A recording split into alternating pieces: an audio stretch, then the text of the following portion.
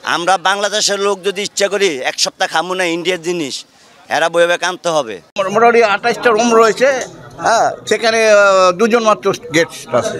বাংলাদেশে যে পরিস্থিতি রয়েছে এবং সেই পরিস্থিতিটাকে কিভাবে আমাদের সলভ করা যায় এবং আমরা ভারত সরকারের কাছে এবং বাংলাদেশের সরকারের কাছে আবেদন। অনেক পরেশানি, খাবার টাকা হবে না, হোটেলে সব বন্ধ হয়ে যাবে, পুরো ডাক্তারখানা বন্ধ হয়ে যাবে। আমরা আরো বেশি পরিষেবা দেবো, ভারতের নিয়ম হলো অতিথি দেবো ভব। পুরো বড় বাজার, নিউ মার্কেট সবাই বন্ধ হয়ে যাবে। ভাই হোটেলে থাকতে দেবে, হসপিটালে ট্রিটমেন্ট করতে দেবে, ওই খাবার হবে না, সবাই ভুকা মরবে বাংলাদেশি দাদা না আসলে। আপনারা মনে করেছেন ওকে বন্ধ করে দিলে বাংলাদেশের মানুষের অবস্থা কাহিল হবে। অবস্থা কাহিল হচ্ছে আপনাদের নিউ মার্কেটের সব কোনো দোকান চলে না, আপনাদের কলকাতার কি বলে হোটেলগুলো বন্ধ হয়ে গেছে, আপনাদের মার্কেটগুলো বন্ধ হওয়ার উপক্রম। তো নানান অফার টফার দিচ্ছি, তাড়াতাড়ি তোমরা আমাদের দেশে বেড়াতে আসো। ভুল হয়ে গেছে মারি, নিজের পায়ে নিজে কুড়োল মেরে দিয়েছি। আসসালামু আলাইকুম ওয়া রাহমাতুল্লাহি ওয়া বারাকাতুহু। যারা এই মুহূর্তে ভিডিও দেখছেন তাদেরকে অনুরোধ করব দয়া করে পুরো ভিডিও সম্পূর্ণ দেখবেন। খুবই গুরুত্বপূর্ণ এবং অত্যন্ত ইম্পর্টেন্ট ভিডিও নিয়ে হাজির হয়েছে, উপস্থিত হয়েছে আপনাদের মাঝে। সুপ্রিয় দর্শক শ্রোতা মণ্ডলী, ভারত একের পর এক বাংলাদেশ বিরোধী চক্রান্তে লিপ্ত হচ্ছে। বাংলাদেশকে নিয়ে মিথ্যা সংবাদ উপস্থাপন করছে, অপতথ্য প্রচার করছে, বিশ্বের দরবারে নেগেটিভভাবে উপস্থাপন করছে বাংলাদেশকে। প্রিয় দর্শক শ্রোতা মণ্ডলী, বাংলাদেশিদের চিকিৎসা দেওয়া বন্ধ করে দিয়েছে ভারত।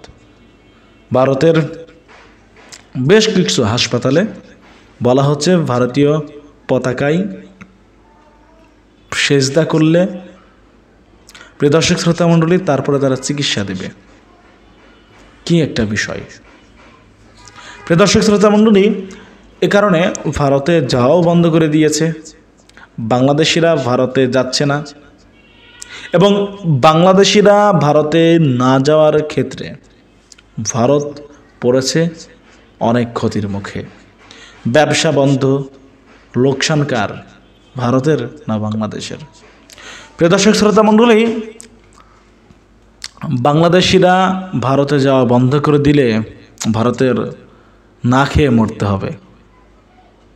প্রিয় দর্শক শ্রোতা মণ্ডলী, চলুন কথা না বাড়িয়ে ইতিমধ্যে কীরকম সংকটের মধ্যে পড়ে গিয়েছে ভারত বাংলাদেশিরা না যাওয়ার কারণে ভারতে, আমরা সেটা দেখি তারপরে কথা বলি। মোটামুটি 28টা রুম রয়েছে, হ্যাঁ, সেখানে দুজন মাত্র গেস্ট আছে। বাংলাদেশে যে পরিস্থিতি রয়েছে এবং সেই পরিস্থিতিটাকে কিভাবে আমাদের সলভ করা যায় এবং আমরা ভারত সরকারের কাছে এবং বাংলাদেশের সরকারের কাছে আবেদন কিভাবে করতে পারি সেই বিষয়ে আমরা এই এজেন্ডাটা রেখেছিলাম এবং পরিস্থিতি দুদিক থেকে বিচার করে কিভাবে জিনিসটাকে ভারত সরকারের কাছে রাখতে পারি সেজন্যই আমরা বসেছিলাম। এই এখনকার সময়ে এখন কি পরিমাণে আপনাদের এখানে বাংলাদেশি হোক বা কাস্টমার যারা আসছে সেই পার্সেন্টেজটা কত, আগে সেটা কতটা ছিল? দেখুন, 5ই আগস্টের পর থেকে বাংলাদেশে অ্যাকচুয়ালি হচ্ছে যে 6 মাসের ভিসা দিচ্ছে ইন্ডিয়ান গভর্নমেন্ট, মাল্টিপল ভিসা থাকছে, ঠিক আছে। সেই ভিসাটা কিন্তু ডেইলি 4000 থেকে 4500 5000 ভিসা আমাদের অ্যাপ্লাই হয় এবং ভিসা দেয় ইন্ডিয়ান গভর্নমেন্ট। তো ওখান থেকে 6 মাস পরে যে ভিসাটা শেষ হয়ে যাচ্ছে, তার আগে কিন্তু বাংলাদেশিরা প্রচুর এসছে ট্রিটমেন্টের জন্য, ঠিক আছে। মার্কো স্ট্রিটে কিন্তু তখন ছিল এবং বিশেষ করে মার্কো স্ট্রিটটা মিনি বাংলাদেশ হিসাবে পরিচিত এবং আমরা সেটাকেই হাইলাইট করি যে এখানে বাংলাদেশটা সিকিউর এবং স্বাধীনতা পায় এবং রাত্রি 12টা 1টার সময় মার্কেটিং শপিং করতে পারে, তাদের জন্য কিন্তু তারা এখানে আসছে। তো এখন যে সিচুয়েশনটা রয়েছে, এখন আপনার পার্সেন্টেজ প্রচুর কম, কেননা যেখানে 80% 90% আমাদের অকুপেন্সি থাকতো, এখন আপনার সেটা 40% থেকেও কম হয়ে গেছে। কেননা এই কেন্দ্রটা, এই এরিয়াটা বেশিরভাগই বাংলাদেশিদের উপর ডিপেন্ডেন্ট করে বলেই এটা হয়েছে। তো সেই জায়গা থেকে ব্যবসায়ী যারা রয়েছেন, আপনারা যারা ব্যবসায়ী করছেন, যাদের প্রচুর স্টাফ থাকে, প্রচুর কর্মচারীরা থাকে, সেই জায়গাটাকে কিভাবে আপনারা কমব্যাক করছেন এবং রাজ্য সরকার বা কেন্দ্র সরকারের কাছে কি আপিল করছেন আপনারা? শুনুন, আমাদের এই এরিয়াতে 120খানা হোটেল রয়েছে, তার এমপ্লয়ি রয়েছে প্রচুর, 4000 থেকে 4500 এমপ্লয়ি রয়েছে সবাই। আর নিউ মার্কেট, আমাদের পার্ক স্ট্রিট এরিয়া, আমাদের এখানে যারা গার্মেন্টস ব্যবসায়ী যারা রয়েছে তাদের মিলে কিন্তু প্রচুর রয়েছে। আর একটা যেটা আমি আপনাকে সবচেয়ে বেশি বলছি যে বর্ডারের ক্ষেত্রে আমাদের এখানে বাংলাদেশি বা বিদেশি ট্যুরিস্ট না এলেও কিন্তু আমরা এখানে কিছুটা সার্ভাইভ করতে পারছি। বাট বিশেষ করে বর্ডার এরিয়ায় কিন্তু এটা কিন্তু একটা অনেক প্রবলেম এবং তারা কিন্তু পুরোটাই ডিপেন্ডেন্ট বাংলাদেশের উপরে। তো এখন যেটা রয়েছে যে কিছু ইন্ডিয়ান কাস্টমার আমাদের রয়েছে, কেননা নভেম্বর, ডিসেম্বর, জানুয়ারি, ফেব্রুয়ারি হচ্ছে পিক সিজন এবং আমরা এখন 60% 40% থেকে 60% যাচ্ছি, ইন্ডিয়ান গেস্ট রয়েছে। তো যদি ভবিষ্যতে সব ঠিকঠাক হয়ে থাকে তাহলে আবার বাংলাদেশি আসবে, অলওয়েজ ওয়েলকাম। বাট আমাদের যেটা রেস্ট অফ ইন্ডিয়ান বিজনেস রয়েছে সেটা দিয়ে আমরা চলবো। লাস্ট প্রশ্ন, আগামীকালকে গুরুত্বপূর্ণ একটা বৈঠক রয়েছে, সেই বৈঠকের দিক থেকে মানে জানেন এখন যা পরিস্থিতি রয়েছে তার জন্য ইন্ডিয়ান গভর্নমেন্ট ভিসার ক্ষেত্রে কিছুটা স্ট্রিক্টনেস নিচ্ছে, সেই জায়গা থেকে আগামীকালের বৈঠকটা কতটা ফলপ্রসূ হবে এবং আপনারা জানেন যেখানে মাইনরিটিরা প্রচুর অ্যাটাক হচ্ছে, তাদের উপর অ্যাটাক হচ্ছে, সেই কারণে ভিসার বা আরও ইস্যুগুলো আসছে, সেই জায়গা থেকে ওই আগামীকালের বৈঠকে নিয়ে আপনারা কতটা আসবেন? দেখুন, কালকে খুব মানে আগামীকাল খুব গুরুত্বপূর্ণ একটা মিটিং রয়েছে, যেটা আমার কাছে ইনফরমেশন আছে এবং আমরা সেই দিকে তাকিয়ে রয়েছি যে একটা ভালো কিছু আসবে এবং ভিসা সংক্রান্ত ব্যাপারে যদি ভালো কিছু নিউজ আসে, বিশেষ করে মেডিকেল ভিসা। কেননা মেডিকেল ভিসার জন্য বাংলাদেশি যা আমাদের পার্সোনাল অনেক গেস্ট থাকে তারা কিন্তু এখন খুবই বিপদে রয়েছে এবং পার্টিকুলার তাদের একটা ট্রিটমেন্ট থাকে, যারা ক্যান্সার পেশেন্ট, যারা আপনার খুবই একটা ভয়াবহ রোগের মধ্যে চিকিৎসা করার জন্য এখানে আসে, তারা কিন্তু খুবই প্রবলেমে পড়েছে। কেননা ওষুধ যে পুরো মেডিসিনটাও কিন্তু আমাদের কলকাতা থেকে যায়, তাদের সারা বছরের মেডিসিন, অনেকের মেডিসিনের ফুরিয়ে গেছে। তো এই জিনিসগুলোকে সামনে রেখে ভারত সরকার এবং বাংলাদেশ সরকার যে কালকে একটা মিটিং করছে এবং এই বৈঠকটা করছে, আমার মনে হয় এর থেকে অনেক কিছু বেরিয়ে আসবে এবং আস্তে আস্তে ভিসাটাকে শিথিল হবে এবং আমরা আবার পুরনো জায়গায় ফিরে আসতে পারবো, এটাই আমাদের কামনা।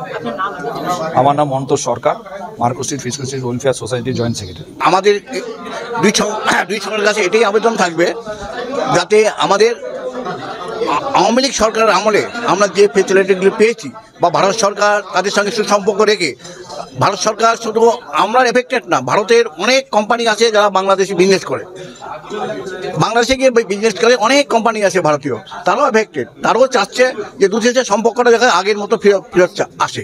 এটাই আমাদের কাছে ভারত সরকারের কাছে দুই দেশের কাছে আবেদন। আমাদের বিয়ে হতে 4 মাস হতে চললো, 4 মাস হতে অতিক্রম হয়ে গেছে। এতে এখন পরিসংখ্যান বলতে গেলে আপনার মানে যেমন আমার 2টো হোটেল রয়েছে, প্লাস আমার একটা রেস্টুরেন্ট রয়েছে, প্লাস বাস পরিবহন রয়েছে, মানে মোটামুটি আমি মানে কি বলবো, মানে কয়েক লক্ষ টাকা আমরা এখন বর্তমানে আমি লুজিংয়ে আছি। কিন্তু আমাদের কাউকে তো আর মানে এখন ওয়েট করছি আগামীতে কী হতে যাচ্ছে, কি আমরা কি আগামীতে বিজনেস করতে, আমাদের বিজনেসটা ঠিক মতো চলবে কি চলবে না, নাহলে আমাদের বিজনেসটা অন্য দিকে টার্ন নিতে হবে। কারণ এমপ্লয় তো তাহলে এমপ্লয় কমাতে হবে, কারণ বিজনেস যখন মানে কমে গেছে এমপ্লয় সেরকম রাখতে হবে, অন্য কোনো ব্যবসা আমাদের যেতে হবে, এটাই নিয়ম। আর কি করবো, তখন আমাদের ইন্ডিয়ান মানে টুরিস্ট নিয়ে আমাদের বিবেচনা করতে হবে, তাদের কীভাবে আমাদের এই অঞ্চলে আনা যায় সেই চিন্তা ভাবনা করতে হবে। বা বিদেশি অন্য অন্য জায়গা থেকে যারা টুরিস্ট আসছে, যারা আগে যেমন আমি বলছি আপনাদের একটা পরিসংখ্যান, এই অঞ্চলটা টোটালি গড়ে উঠছে বাংলাদেশ দ্বারা। এখানে এসে মানে অন্য পর্যটকরা এসে এখানে বাংলাদেশি ছাড়া এখানে হোটেল পেতো না, তার জন্য মানে আমাদের ভারতীয় যারা অন্য অন্য স্টেট থেকে আসতো তারা এই অঞ্চলটা অ্যাভয়েড করছে, এখানে গেলে হোটেল পাওয়া যাবে না। এই জন্য এখন তারা যাতে আমাদের ফেরত পাই সেই চেষ্টা আমাদের ফেরত করতে হবে।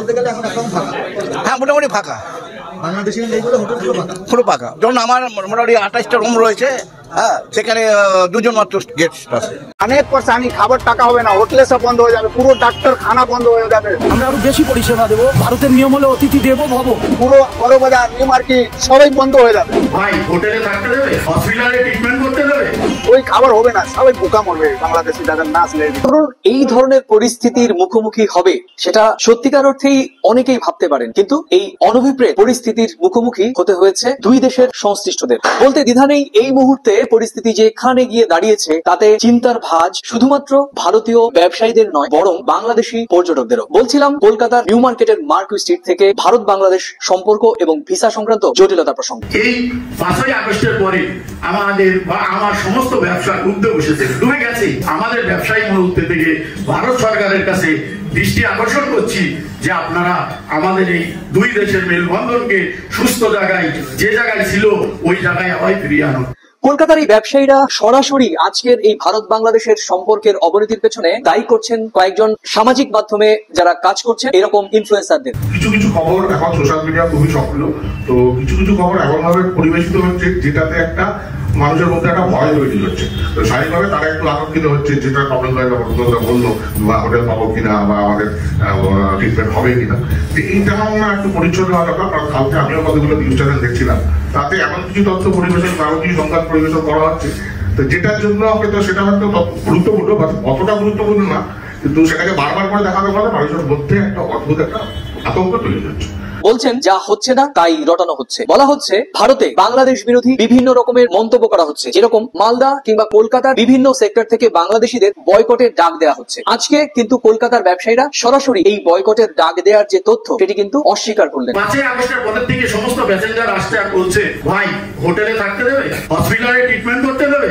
আমি বলছি না, এখানে তো এরকম কোনো সমস্যা নেই। তাহলে মিডিয়া তো এই কথা বলছে। আমি বললাম দেখুন, মিডিয়ার কাজ মিডিয়া করছে, আমার ব্যবসা আমি করছি। আমরা এরকম ধরনের কোনো সিচুয়েশন ভারতবর্ষের মধ্যে পাইনি যে আমরা কোনো বাংলাদেশিদের আমরা হোটেল দেবো না বা রেস্টুরেন্টের খাবারও দেবো না, একটা মেসেজ দিয়েছিল। গতকাল তারা সেটা উল্টো করেছে।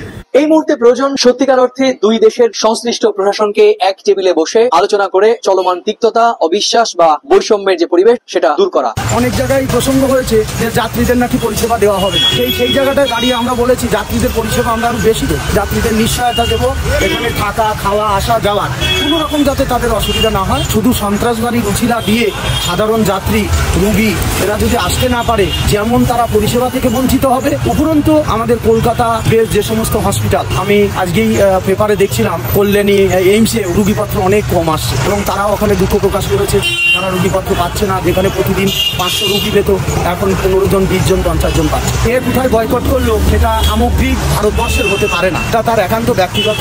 আমাদের কলকাতাতে এমন কোনো অভিযোগ একটা হসপিটাল ছাড়া এখনো পর্যন্ত আমাদের এই মার্কু স্ট্রিট, বিশেষ করে আমাদের যে হসপিটালগুলো আছে বা মার্কু স্ট্রিটের যে ব্যবসায়িক সমিতি আছে, আমাদের স্কুল ট্রেডার্স অ্যাসোসিয়েশন, তাদের তরফ থেকেও আমরা একটা চিঠি খুব শীঘ্রই দেবো বাংলাদেশের ট্রেড অ্যান্ড কমার্সকে, যে আমরা তাদেরকে বরণ করে নেব, কিন্তু আমরা তাদেরকে প্রত্যাখ্যান করবো না। তারা আমাদের অতিথি, ভারতের নিয়ম হলে অতিথি দেবো ভব, আমরা সেই নীতিই মানে চলি। একজন ভারতীয় হিসেবে বাংলাদেশ পর্যটককে আপনি বুকে জড়িয়ে দিতে চান? অবশ্যই। কিন্তু ঠিক আছে, আপনি অতিথি নারায়ণ ভব বলছেন, কিন্তু একদিকে আপনার দেশের পতাকাকে লুণ্ঠিত করা হচ্ছে, তারা ভারত বিরোধী স্লোগান দিচ্ছে, সে যারা দিচ্ছে তাদের ব্যাপারে আপনার মনোভাব কি? যে একটা দেশে ধরুন আজ বাংলাদেশে খাতা কলমে 18 কোটি জনসংখ্যা, তো 18 কোটি জনসংখ্যার মধ্যে এখন যদি 1 কোটি বা 1.5 কোটি জনসংখ্যা এহেন কাজ করে, সেটাকে তো সবার সাথে তুলনা করা যায় না। প্রত্যেক জায়গায় ভালো মন্দ আছে। দেখুন হাতের 5 আঙ্গুল সমান নেই, একটা ছোট একটা বড় আছে, সুতরাং ওটাকেও একটু সৌহার্দ্যমূলকভাবেই নিতে হবে। আমাদের সহনাগরিকরা বলছে যে গোটা মার্কু স্ট্রিটের অর্থনীতি বন্ধ হয়ে গেলে তাদের কি যায় আসে, ওরা ভারত বিরোধী স্লোগান দিচ্ছে, ভারত বিরোধী কাজ করছে, তাহলে কেন ওরা আসবে? না, ভুল হচ্ছে। এটা শুধু গোটা মার্কু স্ট্রিটের পরিষেবা বন্ধ হয়ে যাচ্ছে না, গোটা ওয়েস্ট বেঙ্গলের আমাদের পশ্চিমবাংলার 3 দিকে বাংলাদেশ জুড়ে আছে। অর্থাৎ শিলিগুড়ি করিডোর বলুন, মালদা বলুন, রায়গঞ্জ, আমি বিভিন্ন জায়গার খবরাখবর নিয়েছি, সব জায়গাতে একই অবস্থা। আমাদের সহনাগরিক অনেক ভারতীয় বলছিলেন, আমাকে আমার কন্টেন্ট দেখে সমালোচনায় আমাকে বিদ্ধ করেছিলেন, বলছিলেন আমি ঘরের খেয়ে বনের মোষ তাড়াচ্ছি। কেউ বলছিলেন যে আমি বাংলাদেশি দালালো। কিন্তু বাস্তবিক অর্থে আজকে যে সাংবাদিক বৈঠক হলো, সেই সাংবাদিক বৈঠকে কিন্তু সবাই ভারতীয় ছিলেন এবং তাদের চোখে মুখে ছিল আতঙ্কের ছাপ। আর সেই আতঙ্ক তাদের ব্যবসা প্রতিষ্ঠান বাঁচানো নিয়ে। কারণ কোটি কোটি টাকার খরচ করে যে ব্যবসা প্রতিষ্ঠান এই মার্কু স্ট্রিট, রফি আহমেদ কিদের স্ট্রিট, সাদার স্ট্রিট, মির্জা গালিব স্ট্রিটে রয়েছে, সেই কোটি কোটি টাকা খরচ করে যে পর্যাপ্ত যে রিটার্ন, সেটি কিন্তু বাংলাদেশি পর্যটকরা না এলে সম্ভব নয়। আর সে কারণেই এই ব্যবসায়ীরা আজকে যৌথভাবে সাংবাদিক বৈঠক করে দুই দেশের সংশ্লিষ্টদের এক টেবিলে বসে দ্রুত সমাধানের তাগিদ করলেন। আমরা বাংলাদেশের ভাইদের বোনদের আমরা এখানে পাচ্ছি না, পাচ্ছি কি 20%, 15% আমরা পাচ্ছি। তাতে কি হচ্ছে আমাদের, যে আমরা যে হোটেল বা যে যা বিজনেস করছে এই এলাকায় সবাই আমরা এফেক্টেড। কি সেই সঙ্গে আমরা শুধু নয়, বাংলাদেশও এফেক্টেড হচ্ছে, তাদেরও ক্ষতি হচ্ছে। আমরা আমাদের স্বার্থটাকে, আমাদের দেশ আগে দেখবো, দেশটা বাঁচতে আমরা বাঁচবো। আমার বিজনেস যদি ক্ষতি হচ্ছে কালকে ভালো হবে, কিন্তু দেশ যদি একবার কি হয়ে যাচ্ছে না, তার সঙ্গে কম্প্রোমাইজ করা যায় না। আমি বাংলাদেশের এই নিয়ে বলবো, আপনারা ভারত সরকারের সঙ্গে বসুন, ভারত সরকারকেও বলবো আপনারা বসে এর একটা সুষ্ঠু ভাবে একটা বিবেচনা করে যে উভয় দেশের যে শান্তিটা ছিল সেই শান্তিটা বজায় রাখার জন্য। এই মুহূর্তে প্রয়োজন ভারত এবং বাংলাদেশের মধ্যে এই যে চরম পর্যায়ে ভুল বোঝাবুঝি রয়েছে সেটি অবসান ঘটানো। এখন প্রশ্ন হচ্ছে, কলকাতার এই ব্যবসায়ীদের সঙ্গে কলকাতার অন্য ব্যবসায়ী অর্থাৎ এই নিউ মার্কেট, সাদার স্ট্রিট, রফিয়া মেকিদের স্ট্রিট, এই মধ্য কলকাতার বিস্তীর্ণ অঞ্চল গোটা কলকাতার প্রতিনিধিত্ব করে না। তাহলে প্রশ্ন আসবে, কলকাতার অর্থনীতি কি ভেঙে পড়েছে? বলবো না, কলকাতার অর্থনীতি ভাঙেনি, কিন্তু এই গোটা অর্থনীতির একটি অংশে ইতিমধ্যেই পচন ধরেছে। আর সেই পচনের কারণ ভারত বাংলাদেশের মধ্যে চলমান প্রোপাগান্ডা, গুজব কিংবা অতি প্রক্রিয়াশীলতা এর প্রধানতম কারণ। বর্তমান পরিস্থিতি যেটা মূল সমস্যা হলো এখানকার ব্যবসার উপর একটা প্রভাব পড়ছে, যে এত আমাদের এই মার্কেট স্ট্রিট, নিউ মার্কেট বা মার্কেট অঞ্চলে প্রচুর হোটেল, প্রচুর দোকান, তারপরে আমরা যারা ট্রান্সপোর্ট বিজনেস করি তাদের ক্ষেত্রে তাদের এই সব মিলিয়ে প্রচুর লোকের এখানে কর্মসংস্থান হয়। এবং এই যে পরিস্থিতি তৈরি হলো, সেক্ষেত্রে দেখা যাচ্ছে বহু লোক মানে বেকার হয়ে পড়ছে বলবো না, কিন্তু মানে সাময়িকভাবে কর্মরত হয়ে পড়ছে। সেটার একটা অর্থনৈতিক দিক আছে। তো সেক্ষেত্রে এটা যদি মানে বেশ দীর্ঘ হয় তাহলে কিন্তু একটা বড় ধরনের প্রভাব পড়বে। এবং সংবাদে আমরা দেখছি এপাশের সংবাদগুলো অতিরঞ্জিত করছে, ও পাশের সংবাদগুলোও ঠিক তদ্রূপ অতিরঞ্জিত প্রকাশ করছে, যার ফলে আমাদের এই প্যাসেঞ্জার এবং আমরা যারা পাচ্ছি না। আর সঞ্জয় দাস পরিষ্কার করে দিলেন যে ভিসা সংক্রান্ত ব্যাপারই মূল বিষয়, যেটা People's Republic of Bangladesh, Government of India, এদের ব্যাপার। ওনারা যখন ভিসাটা সহজ করবেন তখনই হবে। বরাবরই আমি একটা সুনির্দিষ্ট বিষয় নিয়ে কথা বলতে পছন্দ করি, এবং আমার ভিডিও যারা দেখেন তারা ইতিমধ্যেই জানেন যে আমার প্রধানত ভিডিও থাকে হচ্ছে ভারত বাংলাদেশের সম্পর্ক নিয়ে। আর সেখানে দাঁড়িয়ে এই মুহূর্তে যা প্রাসঙ্গিক সেটি ভারত বাংলাদেশের সম্পর্কের এই ভিসা সংক্রান্ত জটিলতা। আর ভারত বাংলাদেশ সম্পর্ক বললে প্রধানতম যে অনুষঙ্গ মাধ্যম তা হচ্ছে গণমাধ্যম। আমি নিজেও একটি গণমাধ্যমের প্রতিনিধি এবং আমার সঙ্গে দুজন এই মুহূর্তে রয়েছেন বাংলাদেশের দুজন গণমাধ্যমের প্রতিনিধি। প্রথমে পরিচয় করিয়ে দিই, আমি দীপক দেবনাথ, বাংলাদেশ প্রতিদিনের কলকাতায় দায়িত্বপ্রাপ্ত একজন সংবাদকর্মী। আরেকজন হয়েছে নিউজ 24 এর আমাদের আরেক সহকর্মী ভাস্কর সর্দার। আসলে প্রথম যখন এই ক্রাইসিসটা শুরু হচ্ছে, তুমি তো জানো যে আমি দীর্ঘদিন ধরে ভারত বাংলাদেশে, তোমরাও করছো, কিন্তু তার বাইরেও আমার একটু স্পেশাল আগ্রহ আছে। যখন আমি এই ধরনের সংকট নিয়ে কথা হচ্ছিল তখন আমার ভিডিওর তলাতে প্রচুর আমার সহনাগরিক ভারতীয়রা আমাকে যা ইচ্ছা তাই বলে ব্যক্তিগত আক্রমণ করেছে, বিশেষ করে ভারত বাংলাদেশের দালাল, আমি এখানকার এজেন্ট, ব্যবসায়ীদের এজেন্ট, ব্যবসায়ীরা আমাকে টাকা দিয়ে করছে। আজকে তো তোমরা, আমি নয় এজেন্ট, আমি নয় দালাল, কিন্তু তোমরা স্বাধীন সাংবাদিক, আজকে তো তোমরা ভারতীয় ব্যবসায়ীদের ডাকেই এসেছো। আসলে কেন এসেছো? না, প্রথম কথা বলি, তোমার ভিডিও তুমি যেটা দেখছো শুধু ভারতীয় না, তোমাকে কিন্তু অনেক বাংলাদেশি অনেকভাবে কমেন্ট করে, সেটা আমরা অন্তত দেখি, যেহেতু তোমার চ্যানেলটা আমরাও দেখি। আর সামগ্রিকভাবে যদি জিজ্ঞেস করো, দুই দেশেরই কিন্তু পরিস্থিতি অর্থনৈতিকভাবে খারাপ, এটা বলে কোনোভাবেই করা যায়। যদি বলো কলকাতার মার্কেট স্ট্রিট অঞ্চল, এখানে আমরা দেখেছি গত বছর অর্থাৎ 2023 সালেও প্রায় আমার হিসাবে 45 থেকে 55% বাংলাদেশি অবস্থান করছিল গত বছর ঠিক এই সময়টা। অর্থাৎ আমরা যখন নিউজ করেছিল সেই সময় প্রায় 30 থেকে 35,000 বাংলাদেশি অবস্থান করছেন বলে আমরা করছি নিউজ। এবং সেই তথ্য কারা দিচ্ছে? যেমনি পেট্রোপল ইমিগ্রেশন আমাদের দিচ্ছে, সেই তথ্য কলকাতার বাংলাদেশ ডেপুটি হাই কমিশনার দিচ্ছে। কিন্তু তাৎপর্যপূর্ণভাবে এই বছর সরকারিভাবে কোনো তথ্য না এলেও এইখানে যারা মার্কেট স্ট্রিটের ব্যবসাদার তারা যেই তথ্য দিচ্ছে সেটা হলো 4 থেকে 5%। মানে তুমি ভাবো 30,000টা এট এ টাইম ডাউনফল করে 3,000-এ চলে এসছে। তো স্বাভাবিকভাবেই এরা যারা ব্যবসা করে, এটা তো পর্যটক এরিয়া এবং এখানে বাংলাদেশে একটা অনেক এফেক্ট করে। না আসলে কি হবে, পরবর্তীতে কি প্ল্যান হবে, কেউ তার না খেয়ে থাকবে না। কিন্তু একটা তো এফেক্ট পড়েছে, যে এফেক্টে কিছুটা হলো শিরা সংক্রান্তি দেখছে, সেই শিরা সংক্রান্তির দিকে তাদের মনে হয়েছে যে সাংবাদিক এবং ব্যবসাদার সবাইকে এক হয়ে মাঠে নামা উচিত। আদতে এটা ভারত তথা কলকাতার বদনাম যাতে না হয়। তুমি কিভাবে দেখছো? অনেকদিন ধরে সাংবাদিকতা করছো, বাংলাদেশ গণমাধ্যমে কলকাতার হয়ে কাজ করছো। বিষয়টা হচ্ছে যে সাম্প্রতিক যে পরিস্থিতি, তার একটা আঁশ আমাদের ভারতে পড়েছে, যেহেতু একটি প্রতিবেশী দেশ, বিশেষ করে যে পার্শ্ববর্তী যে সমস্ত রাজ্যগুলি, বিশেষ করে পশ্চিমবঙ্গ হোক, ত্রিপুরা হোক, আসাম হোক। গত কয়েকদিন ধরে আমরা দেখতে পারলাম যে সেই পরিপ্রেক্ষিতে ত্রিপুরার কিছু হসপিটাল, কিছু হোটেল ব্যবসায়ী, আসামের কিছু ব্যবসায়ী এবং ইভেন পশ্চিমবঙ্গেরও কিছু ব্যবসায়ী, তারা হোটেল ব্যবসায়ী এবং হসপিটাল বিজনেস যারা করে, তারা এক ঘোষণা দিল কি যে বাংলাদেশ থেকে কোনো পর্যটককে তাদের স্বাগত জানানো হবে না। কিন্তু বিষয়টি হচ্ছে যে হোটেল ব্যবসায়ীরা কে কি বলেছে সেটা তাদের অভিমত, কিন্তু একজন ডাক্তার হিসেবে যখন তারা পড়তে যায়, তো সেবা হচ্ছে বড় ধর্ম, তো সেক্ষেত্রে তারা এরকম কি সিদ্ধান্ত নিতে পারে, যদিও সেটাও তাদের ব্যক্তিগত অভিমত। তো এমন এক পরিপ্রেক্ষিতে কলকাতার হোটেল অ্যাসোসিয়েশন বা পরিবহন সংস্থা এরা কি সিদ্ধান্ত নিচ্ছে, এটা একটা জানার আমাদের কৌতূহল ছিল, কারণ গত 4 মাস আগস্টের পর থেকে তারা কোনো সিদ্ধান্ত এরকম নেয়নি। তো যার জন্য আসে এবং এসে যেটা কালকে থেকে একটা আভাস পাচ্ছিলাম যে এরকম একটা সিদ্ধান্ত নিতে চলেছে, এবং আজকে সেটা সরাসরি ঘোষণা দিলেন যে সমস্ত বাংলাদেশি পর্যটক আসবেন তাদেরকে স্বাগত, বুকে টেনে নেবে, তাদের সমস্ত রকম নিরাপত্তা দেওয়া হবে। একজন তো বললেন যে সিসিটিভি দিয়ে সার্বক্ষণিক দিয়ে তাদেরকে মানে নজরদারি চালানো হবে। এর থেকে আর বড় কি হতে পারে? পারে। এবং এটিও তারা বললেন যে কিছু কিছু গণমাধ্যম বা কিছু কিছু বিশেষ করে সোশ্যাল মিডিয়া তারা কিছু খবর রটনা রটাচ্ছে যা দেখে মানুষ আতঙ্কিত, বাংলাদেশি পর্যটকরা খুব আতঙ্কিত যে তারা কলকাতা আসলে সেফ থাকবেন কিনা, নিরাপদে থাকবেন কিনা।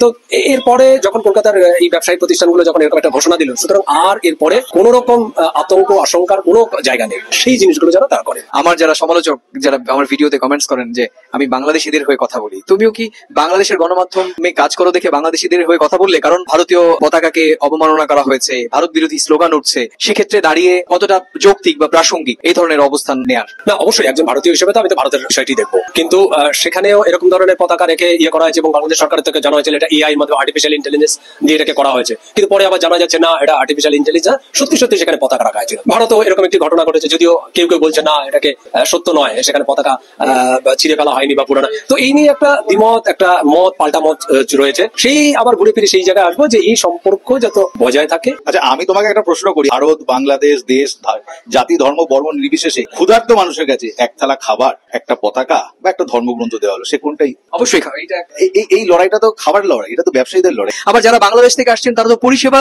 নিয়েই টাকা দিচ্ছেন, মানে পরিষেবা কিনছেন আর পরিষেবা ভারতীয় ব্যবসায়ীরা দিচ্ছেন, দুই পক্ষকেই তার খাবার, একজনের পরিষেবা নেওয়াটা খাবার, আরেকজনের পরিষেবা দেওয়াটা খাবার, তার মানে ব্যাপারটা তো তাই। আমি বর্ডার বন্ধ করে দেবো, পেঁয়াজ বন্ধ করে দেবো, আরে ও তো সেই পরিষেবা নিয়ে দিচ্ছে। হ্যাঁ, তাহলে আমি এটা বলবো কেন? এই রাজনৈতিক উত্তেজনা বাদ দিলে। হ্যাঁ, আমারও তাই মনে হয় যে কোনো একটা ঘটনা হয়তো ঘটেছে, কিন্তু সেটাকে ঘোলা হচ্ছে বা জল ঘোলা হচ্ছে এবং সেই ঘোলা জলে মাছ ধরতে কেউ কেউ নেমে পড়েছেন। আমরা চাই যে একদম পরিষ্কার জলে মাছ ধরুক, কিন্তু ঘোলা জল ঘোলা করে সেখানে যেন মাছ না ধরে। প্রিয় দর্শক, আপনারা যারা অধিকাংশই পজিটিভ অ্যাপ্রোচ করেন বা বলেন, কিন্তু যারা আমার সহনাগরিক ভারতীয় আমাকে বিভিন্ন সময় ব্যক্তিগত আক্রমণ করেন, আমি আজকে আমার দুজন সহকর্মী সাংবাদিক, ভারতীয় সাংবাদিককে আপনাদের সামনে উপস্থাপন করলাম এবং তারা কিন্তু পরিষ্কার বলে দিলেন যে একজন ব্যবসায়ী, একজন ব্যবসা চেনে হচ্ছে পণ্য, আর ব্যবসা যখন ক্ষুধার্ত কোনো মানুষের সামনে আমরা যখন ক্লাসিফাই করব পতাকা, রাষ্ট্র, ধর্ম, খাবার, তখন একজন ক্ষুধার্ত মানুষ কিন্তু খাবারটাই বেছে নেবে। প্রিয় দর্শক, মারি সকালবেলা ঘুমটাই ভাঙলো সবিতা বৌদির কলে, বলছে দেখো দাবরজি যা হয়েছে হয়েছে মারি, এবার কিন্তু বিষয়টাকে একটু তোমরা সেটেল করে ফেলো। তাই আমি বললাম যে কি ব্যাপারে বৌদি, কি সেটেল করবো? তো বলো যে দেখো ওই এপার বাংলা ওপার বাংলা এখন যে খেলাটা শুরু হয়ে গেছে, এই খেলায় কিন্তু মারি আমরা বড় বিপদে পড়ে গেছি। দেখো রাগের মাথায় কি বলেছি, আর আমাদের ওই মুখ্য পলিটিশিয়ান যারা আছে, ওই গদি মিডিয়াগুলো যারা আছে, তারা বিভিন্ন স্বার্থে আমাদের দেশের জনগণকে ভুল বুঝিয়ে দিয়েছিল। তবে হ্যাঁ, এখনো একটা পক্ষ যারা ওই রাজনৈতিক দলগুলোর সাথে কানেক্টেড, তারা কিন্তু মারি এখনো সেসব গুজব ছড়াচ্ছে। তবে আমরা কিন্তু বিপদে পড়ে গেছি মারি। অন্যের সমস্যা হচ্ছে, খাবারের সমস্যা হচ্ছে, তোমার দাদাবাবু তো 3 দিন ধরে বেকার। এখন তুমি তোমার দেশের মানুষকে একটু বুঝিয়ে বলো যে মারি আমরা বিষয়টা বুঝতে পেরেছি, তো নানান অফার টফার দিচ্ছি, তাড়াতাড়ি তোমরা আমাদের দেশে বেড়াতে আসো। ভুল হয়ে গেছে মারি, নিজের পায়ে নিজে কুড়োল মেরে দিয়েছি। না, আমার কথা শুনে অনেকে আশ্চর্য হতে পারেন, তবে আপনার একটু বোঝা উচিত কলকাতার ইকোনমি কি। যে কোনো একটা স্টেট বা দেশের প্রধান মেরুদণ্ড হচ্ছে তার ইকোনমি। যেহেতু ভারত রাজ্য শাসিত সরকার দ্বারা পরিচালিত হয়, সেখানে পশ্চিমবঙ্গ রাজ্যে জনগণের জীবনযাত্রার মান কি তা আপনি ওই দেশের নাগরিক হলে আমার থেকে ভালোই জানেন। আর প্রেক্ষাপটটা চোখের সামনে। এই যখন অবস্থা, বাংলাদেশ এবং ভারতের মধ্যে যে আভ্যন্তরীণ দূরত্ব চলছে, বিশেষ করে ভারত আমি বলতে চাই না, পশ্চিমবঙ্গকে বলতে চাই, বিজেপি নেতা শুভেন্দু মজুমদারের ফান্দে পড়ে ভারতের আমজনতা, যারা পশ্চিমবঙ্গের আমাদের যারা ভাই বোনেরা আছেন, তারা কিন্তু তার মিথ্যাচার, মিডিয়ার মিথ্যাচারের মাধ্যমে আপনারা অনেক কিছুই ভুল বুঝেছেন, আপনারা উত্তপ্ত হয়েছেন, প্রতিবাদ জানিয়েছেন। আপনারা সঠিক, কারণ নিজের দেশ থেকে নিজের ধর্মের জায়গাগুলোতে মানুষের একটা ইম্পর্টেন্স থাকে। আর আপনাদের কাছে যাওয়া তথ্যগুলো যে ভুল ছিল সেটা নিশ্চয়ই ইতিমধ্যে আপনারা বুঝে গেছেন। তো যাই হোক, এর ফলে হলো কি, বাংলাদেশ এবং পশ্চিমবঙ্গের মধ্যে ইতিহাসের সর্বশ্রেষ্ঠ দূরত্ব তৈরি হলো। বাঙালিরা চিন্তা করছে টাকা দিয়েই তো চিকিৎসা করবো মারি, মাগনা তো করবো না। তো ভারতের মধ্যে পাকিস্তান গেলাম, সিঙ্গাপুর গেলাম, থাইল্যান্ড গেলাম, হ্যাঁ মারি খরচ একটু বাড়বে, সমস্যা নাই, টাকা আছে, খেলবো আমরা। কিন্তু ভারতে এই যে হাজার হাজার মানুষের কর্মসংস্থান, হাজার হাজার মানুষের কি বলে যে জীবনমান নির্ভর করছে এই পর্যটক, বাংলাদেশ থেকে যাওয়া রুগী, বিভিন্ন ব্যবসা বাণিজ্য ভারত বাংলাদেশের মধ্যে যেগুলো আছে সেইগুলোর উপর। আর এইটারই একটা ইফেক্ট পড়েছে এখন কলকাতার বেশ কিছু জায়গায়। আর ইতিমধ্যে আপনারা দেখেছেন কিভাবে হাসপাতালগুলো থেকে বার্তা দেওয়া হয়েছে, হোটেলগুলো থেকেও ডিসকাউন্ট ঘোষণা করা হয়েছে। আর বাস্তব চিত্র আজকে আমরা দেখছি, বাংলাদেশি রুগী না আসায় হঠাৎ করে ভারতে হাসপাতাল ব্যবসায় ধস নেমেছে। আর এর ইফেক্টটা পড়ছে কার উপর? যারা এই হাসপাতালগুলোতে বিনিয়োগ করেছেন, পাশাপাশি সেখানে যারা কর্ম করছেন। যদি এই পরিস্থিতি চলতে থাকে, তাহলে কলকাতার যতগুলো ইন্টারন্যাশনাল লেভেলের হাসপাতাল আছে, যেখানে সবচেয়ে বেশি চিকিৎসা নিতে যায় বাংলাদেশের মানুষই, আমরা যদি ধরি নেপাল, ভুটান, ওইখান থেকে এতটা যায় না, বাংলাদেশ থেকে যতটা যায়, সো সেখানে কর্মী ছাঁটাই হবে, হাসপাতালগুলো বন্ধ হয়ে যাবে। আর এইটার ইফেক্ট কার পর ইকোনমিতে? কলকাতার ইকোনমিতে। আর যার কারণে বিষয়গুলো তারা বুঝতে পারে, খুব দ্রুতই সিদ্ধান্ত নিয়েছেন। পশ্চিমবঙ্গ এবং ত্রিপুরার কয়েকটি হাসপাতাল আপনার মানে কি বলা যায়, বাস্তবিকভাবে যে দৃশ্য দেখা গেছে যে কলকাতার কয়েকটি বড় হাসপাতাল এবং চিকিৎসকদের একটি বড় অংশের বিরোধিতার কারণে আপনার ভারতে গেল কয়েক মাস যাবৎ টুকটাক রুগী গেলেও এই গত 10-15 দিন বা এক সপ্তাহ সময়ের মধ্যে রুগী যাওয়ার পরিমাণ একদম শূন্যের কোঠায় নেমে এসেছে। বলা হচ্ছে পূর্ব ভারতের বেসরকারি হাসপাতালগুলোর সংগঠন জানাচ্ছে বাংলাদেশিদের মানে বাংলাদেশি রুগীদের আসা প্রায় 70% কমে গেছে। যে সকল হাসপাতাল বাংলাদেশি রুগীদের উপরে অনেকটা নির্ভরশীল ছিল, এটা তাদের কাছে একটা বড় ধাক্কা। শুধু পশ্চিমবঙ্গ বা ত্রিপুরা নয়, বাংলাদেশি রুগী আসা উল্লেখযোগ্যভাবে কমে যাওয়ায় ভারতের সকল স্তরের হাসপাতালগুলোতেই এর প্রভাব পড়ছে। আপনার কলকাতা এবং আগরতলার একটি করে হাসপাতাল ঘোষণা করেছে যে সেখানে বাংলাদেশি রুগীদের তারা চিকিৎসা করবে না, তবে এখন সেই সিদ্ধান্ত থেকে তারাও সরে এসেছে। এখন তারা চাইছে বাংলাদেশের মানুষ যেন কলকাতায় চিকিৎসা নিতে যায়। ইভেন পর্যটনও যারা সেখানে যাচ্ছিল, চকবাজার থেকে শুরু করে বিভিন্ন জায়গায় হোটেল, মোটেল, ট্যাক্সি বা ফুটপাথের পাশে থাকা ছোট একজন ফুড কোর্ট বিক্রেতা, মানে আমাদের তো লড়াকু জীবন, সংগ্রাম করে বাঁচতে হয়। তো পর্যটন ভিত্তিক যে দেশগুলো আছে বা যেই স্টেটগুলো গড়ে ওঠে, সেখানে হঠাৎ করে সেই দেশের পর্যটকরা না গেলে কি অবস্থা হয় বুঝতেই পারছেন, কারণ আমরা তো টাকা খরচ করেই যাই, তাই না? এখন বাংলাদেশের মানুষ ভারতে গেলে চিকিৎসা খরচ হয়তো বা 70 টাকা হচ্ছে, তো আমরা যদি অন্য দেশে যাই হয়তো 100 টাকা হবে, যেখানে 70 টাকা যোগাইতে পারবো 100 টাকা কিন্তু আমরা যোগাইতে পারবো। তারপরেও দুই দেশের মানুষের মধ্যে ভালোবাসার সম্পর্কটা থাকুক। পলিটিশিয়ানদের নোংরা রাজনীতিতে আপনারা পা দিবেন না। এই যে বিভিন্ন হাসপাতালের যারা মালিক আছেন, কর্মচারী আছেন, তারা অনেকেই এই বিষয়গুলো নিয়ে মন খারাপ করছেন, টেনশনে পড়ছেন, কেউ কান্নাকাটি করছেন, কেউ ভাবছেন চাকরিটা থাকবে নাকি বাড়ি নাকি চলেই যাবে। এবার হাসপাতালের যা দুরবস্থা, হোটেল মোটেলের যা দুরবস্থা, ট্যাক্সিওয়ালারা বসে বসে মাসি মশা মারছেন, আসলে কি করবে? তো এই সকল কিছু নিয়ে সবিতা বৌদি যেমন চিন্তিত, অনেকটা ব্যথিত বা নিজেদের ভুলটা বুঝতে পেরেছে, আমরাও মনে করি যে রাজনৈতিক ফাঁদে পা দেওয়া উচিত না। বাংলাদেশের জনগণ যথেষ্ট সচেতন, তবে কিছু অংশ যে বললাম শুভেন্দু মজুমদাররা এই সকল ইস্যু এদের কাছে ঈদের মতন, পুজোর মতন, হ্যাঁ, এগুলা পাইলে সেই লেভেলে জনগণকে করতে পারে, জনগণের কাছে একটা অবস্থান নিতে পারে। আর মমতা দিদি তিনিও স্রোতের সাথে গা ভাসিয়েছিলেন, এটাই হচ্ছে বাস্তবতা। তো যাই হোক, ভুল বোঝাবুঝির অবসান হবে। সোমবার আপনাদের দেশের পররাষ্ট্রমন্ত্রী সম্ভবত না সচিব জানি তিনি আসছেন, আসার পরে হয়তো দুই দেশের মধ্যে পলিটিক্যাল একটা ডায়লগ হবে। আশা করি এই যে নেগেটিভ সিচুয়েশনটা তৈরি হয়েছে, জনগণ টু জনগণ এটা কেটে যাবে। তবে সরকার টু সরকার সেখানে হিসাবটা আলাদা হইতে হবে, ন্যায্যতা, সম্মান, সমতার ভিত্তিতে। ভালো থাকুন। আমরা বাংলাদেশের লোক যদি ইচ্ছা করি এক সপ্তাহ খামু না ইন্ডিয়ার জিনিস, এরা বইবে কানতে হবে। ইন্ডিয়ার পানি দিয়া সব তরকারি ধ্বংস করে দিল। এই তরকারি যদি থাকতো, মানুষ তরকারি খেত 10 টাকা, 15 টাকা, 20 টাকা কেজি হাইস। তোমার তো যত ক্ষমতা থাকে, হাসিনা, ওবায়দুল কাদের স্বরাষ্ট্রমন্ত্রী, তথ্যমন্ত্রী হাসান মাহমুদ, যাও আমেরিকা যাও, জাতিসংঘে যাও, যাই ভাষণ দাও। হাসিনা বাংলাদেশটা এমন ধ্বংস করে থেকে গেছে, মধ্যম শ্রেণীর মানুষের হাজার হাজার কোটি টাকা।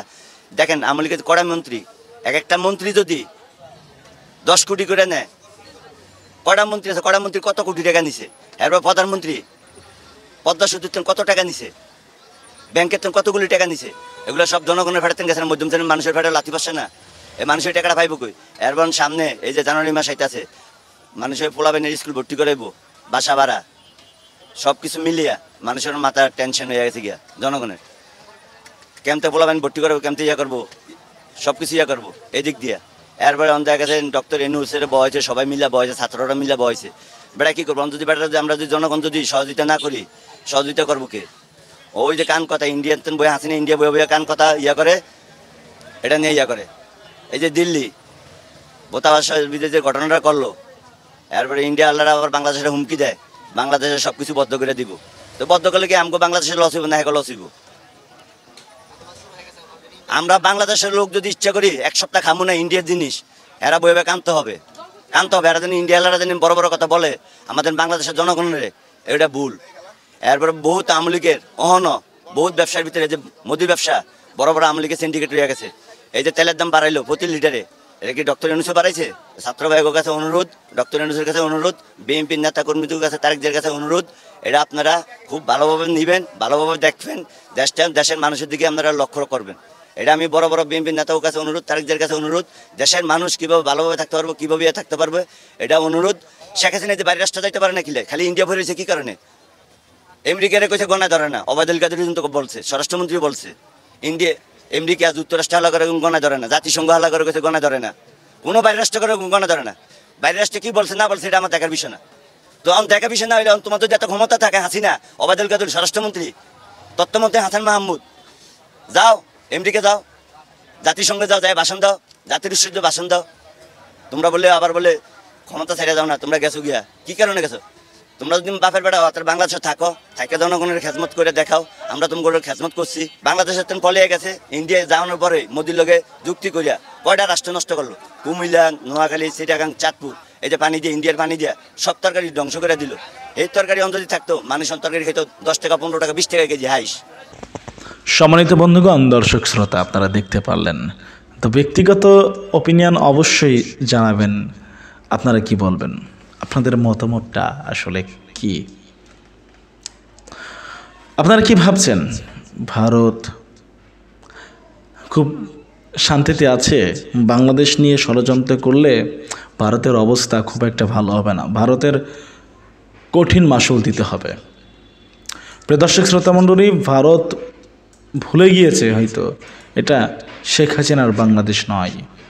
প্রিয় দর্শক শ্রোতা মণ্ডলী, ভারতের হুকুমদারি এখন আর এদেশে চলে না।